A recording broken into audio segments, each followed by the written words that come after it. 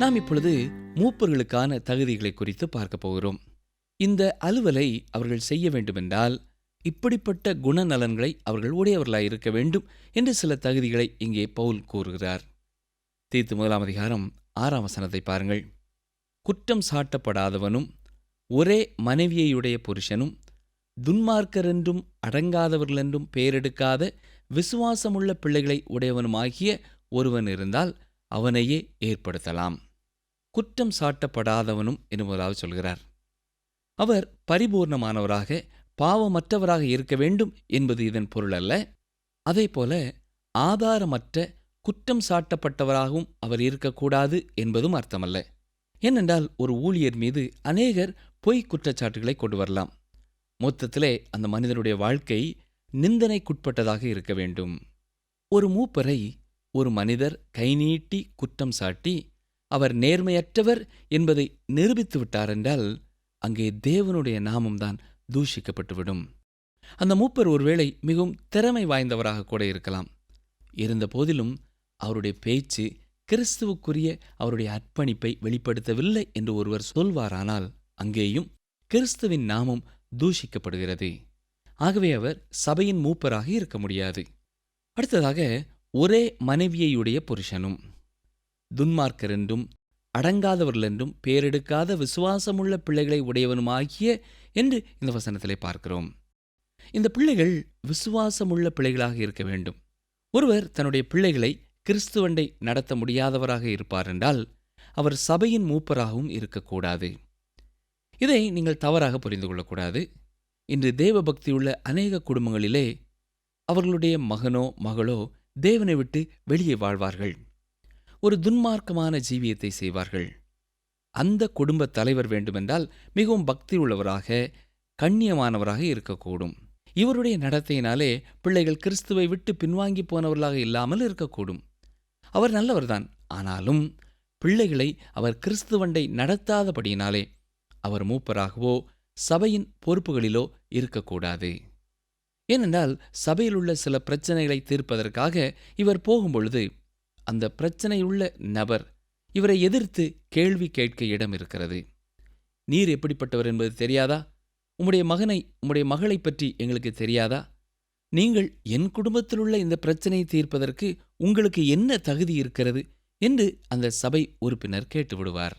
ஆகவே கிறிஸ்துவின் நிமித்தமும் அவருடைய அலுவலின் நிமித்தமும் சபையின் மூப்பர் அல்லது அலுவலர் கீழ்ப்படிதலான விசுவாசமுள்ள பிள்ளைகளை உடையவர்களாய் இருக்க வேண்டும். இந்த பிள்ளைகள் எப்படிப்பட்டவர்களாக இருக்கக்கூடாது என்று வசனம் கூறுவதை கவனியுங்கள். துன்மார்க்கரென்றும் அடங்காதவர்கள் என்றும் பெயர் பெற்றவர்களாக இருக்கக்கூடாது. ஒரு துன்மார்க்கமான ஜீவியத்திலே, பாவத்திலே, அநியாயத்திலே இந்த பிள்ளைகள் வாழ்கிறவர்களாக இல்லாமல் தேவனுடைய வசனத்தை தியானித்து தேவ நாம மகிமைக்கென்று வாழ்கிறவர்களாக காணப்பட வேண்டும். இப்பொழுது தீத்து 1:7 பார்ப்போம். வாசிக்கிறேன். ஏனெனில் கண்காணியானவன் தேவனுடைய உக்கரானக்காரனுக்கேற்ற விதமாய் குற்றம் சாட்டப்படாதவனும் தன் இஷ்டப்படி செய்யாதவனும் முற்கோபமில்லாதவனும் மதுபான பிரியமில்லாதவனும் அடியாதவனும் இழிவான ஆதாயத்தை இச்சியாதவனும். இது எவ்வளவு நடைமுறையான காரியம் பார்த்தீர்களா? ஒரு மூப்பர் அல்லது பேராயர் என்பவர் தன் இஷ்டப்படி செய்யாதவராக காணப்பட வேண்டும். ஏனென்றால் இவர் தேவனுடைய உக்கிரானக்காரனாக மக்களின் பிரதிநிதியாக இருக்கிறார். அவர் தேவனுடைய சித்தத்தை அறிந்து அதை செய்வதற்கே சபையில் இருக்கிறார். அவர் முற்கோபம் இல்லாதவராக இருக்க வேண்டும் என்றும் இந்த வசனத்திலே பார்க்கிறோம். மேலும் இவர் இழிவான ஆதாயத்தை இச்சியாதவராக, அதாவது பொருளாசை இல்லாதவராக இருக்க வேண்டும் என்று சொல்லப்பட்டிருக்கிறது. ஒரு மூப்பருடைய அல்லது சபை தலைவருடைய தகுதிகள் இவைகள் என்று அப்போஸ்தலனாகிய பவுல் இங்கே பட்டியலிடுகிறதை பார்க்கிறோம். நாம் முன்பே தியானித்தது போல மூப்பர் என்ற சொல்லும் பேராயர் என்ற சொல்லும் ஒன்றுக்கொன்று நெருக்கமானவை, ஒரே அர்த்தமுடையவை. மூப்பர் என்பது ஒரு தனிப்பட்ட நபரை குறிக்கிறது. இவர் சரீர பிரகாரமாகவும் ஆவிக்குரிய வாழ்க்கையிலேயும் முதிர்ந்த அனுபவமுள்ளவராக இருக்க வேண்டும். பேராயர் என்பது சபை மேற்பார்வையிடுதலை குறிக்கிறது. இவர் சபையை ஆளுகை செய்கிறவர். ஆகவே இந்த வார்த்தை ஒரு பதவியை குறிக்கிறது. சபையிலே அநேக மூப்பர்கள் இருப்பதை குறித்து நாம் வேதத்திலே பார்க்கிறோம். கிரேத்தா தீவிலே ஏற்கனவே மூப்பர்கள் இருந்தார்களா? அல்லது தீத்து சென்றுதான் அவர்களை ஏற்படுத்த வேண்டும் என்ற நிலை மட்டும் இருந்ததா என்பதை குறித்து வேத வல்லுநர்களிடையே அநேக கருத்து வேறுபாடுகள் உள்ளன. ஆனால் தீத்துதான் புதிதாக மூப்பர்களை நியமித்து அந்த பணிக்கு ஏற்படுத்த வேண்டும் என்ற நிலை இருக்குமானால், தீத்து எந்த நபரை நியமிக்கிறாரோ அவர்களை சபையானது ஏற்றுக்கொள்ள வேண்டும் என்ற ஒரு கட்டாய நிலை ஏற்படும். இருந்தபோதிலும் இது முக்கியமான ஒரு பிரச்சனை அல்ல. இன்றைய சபைகளிலேயும் இப்படிப்பட்ட பிரச்சனை இருக்கக்கூடாது. அப்போஸ்தலனாகிய பவுல், ஒரு தனிநபர் இப்படிப்பட்ட தகுதிகளை உடையவராக இருந்தாலே அந்த சபையின் நிர்வாகம் சரியாக இருக்கும் என்று கருதி தனி நபரின் ஒழுக்கத்திற்கு முக்கியத்துவம் கொடுக்கிறார்.